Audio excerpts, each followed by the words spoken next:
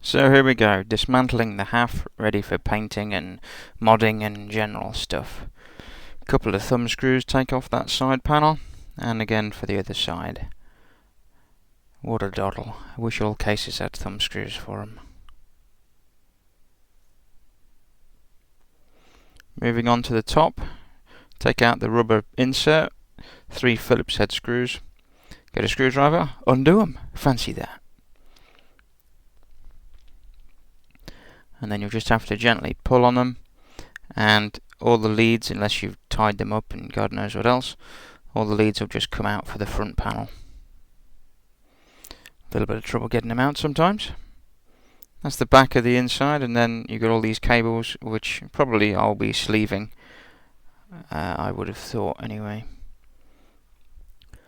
Onto the roof. Let's take that fan off so it doesn't get in the way of any paint. It's held on with some Allen key screws, so I just happen to have an Allen key attachment for my wonderful screwdriver, so let's get all these screws out.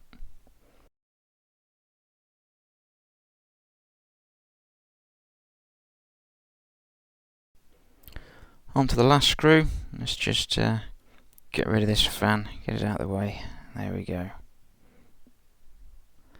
Just onto the back fan. I'm sure you all know how to take a fan off by now. If you don't, well, it's only 4 screws and they're normally Phillips, so I think you might be able to manage on your own with that.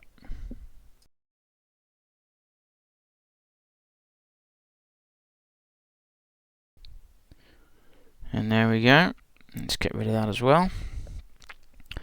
Now the power supply blanking plate for the water cooling is just 4 screws, exactly the same as any normal power supply.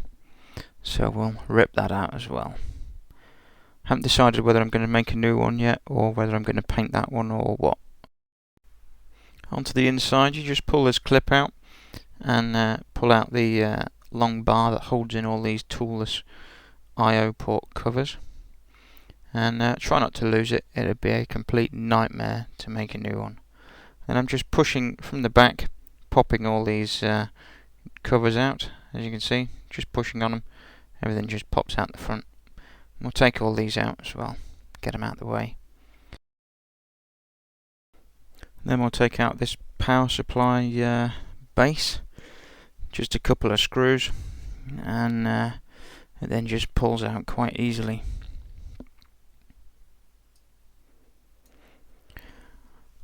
It's got 2 little clips that have to line up to hold it in place. Then onto the hard drive bays. They're a doddle to just get out. Just open them up and away you go. Put those somewhere safe. Haven't decided what to do with them yet either. And then on to the worst bit, getting these silly little clips off. Now there's lots of ways to doing it. The easiest I've found is just prying it down with a screwdriver, a blunt flat-headed screwdriver, and it just gently comes off in your hand. How easy is that? Just like that, you see? Doddle. We'll take this one apart, because a lot of people like to paint these different colours. First of all, it's got 2 springs. Make sure you don't lose them, otherwise it'll be hell to pay. And then there's the back plate with the 2 pins that hold in your CD drive or what have you. And then you've got 2 little white knobs, I suppose is the best way to describe them. And they're interlink, and it's a bit like the way a pen opens out to hold things in place. And then the button itself has 4 clips that you have to push in to pull the knob out. Oh, I could just imagine the comments from that. So I've done that, and behind there's another spring. I'll put that big plate down. It's thinner on one end than on the other, and the thin end has to go in the back of the push button switch. Moving on to the front of the case, just a case of pushing your finger through and pressing down and getting these drive bay covers out. And some of them do fight a little bit, as you can tell.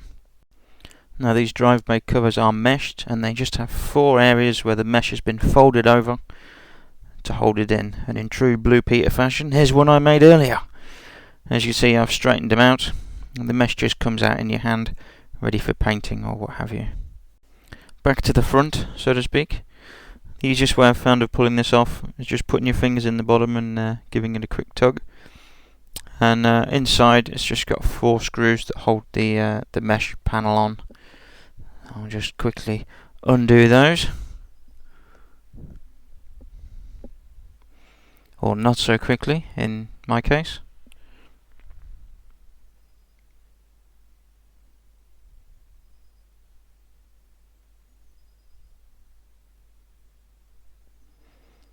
And behind there, you've got the piece of plastic on the front with the Cooler Master logo, and then some mesh that can be painted or replaced or whatever.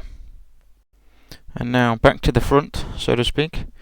There's 3 screws that hold on each side panel bezel area, but first I'm going to take these screws out and get rid of this fan.